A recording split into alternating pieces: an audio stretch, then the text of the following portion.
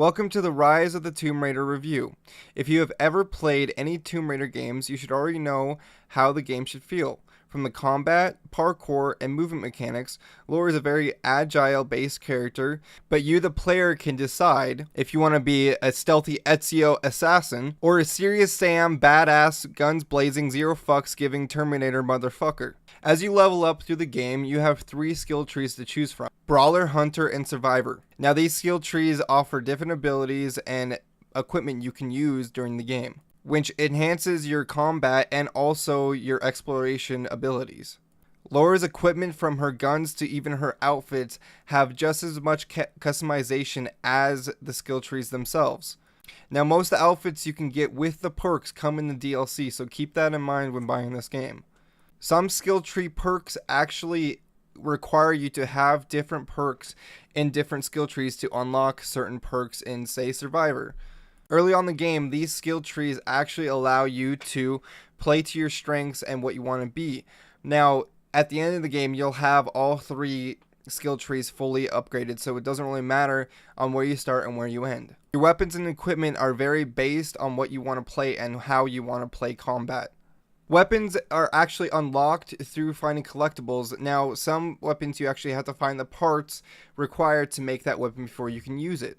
Upgrading the weapons actually requires you to get certain collectibles throughout the game to unlock and upgrade your weapons. There are also some collectibles that you can find throughout the game that will give you certain perks.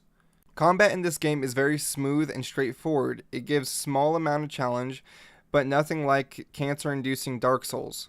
Within combat, there was no bare necessity to do stealth besides initiating the fight or running away to heal. Combat in this game feels a lot like the fast-paced combat in Halo franchises. The game throws many enemies at you. You as the player decide how you want to deal with them throughout the game. If you have never played a Tomb Raider game before, you shouldn't have to worry about the backstory because the game does really well on telling you what you need to know when you need to know it. I don't want to go into too much detail about the storyline, but just like Indiana Jones, Lara is trying to find some kind of treasure and stop some kind of bad guys. Lara's agility and her parkour maneuverability is pretty smooth, but sometimes you have one of those what the fuck Lara, and when you finally get what you were stuck on for a while, the game decides to throw you right back into death. But for the most part, Lara's parkour is actually very smooth based. Now there's a lot of mechanics in the game that gives you a lot of variety, which by no means makes it dull or repetitive. I had an amazing time with this game. There was no point in the game where I was super bored and I didn't want to play.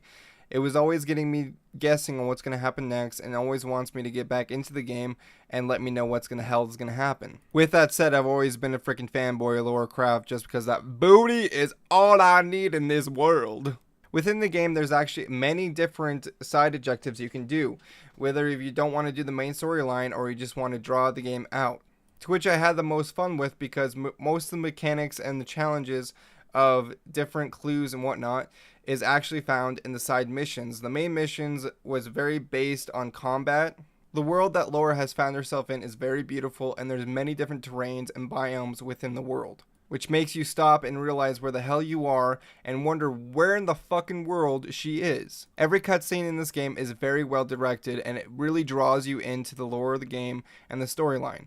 Granted, there was a lot of potholes that I saw and wanted to know answers to that I never got the answers to, which really kind of pissed me off in the end, but it was still a great game.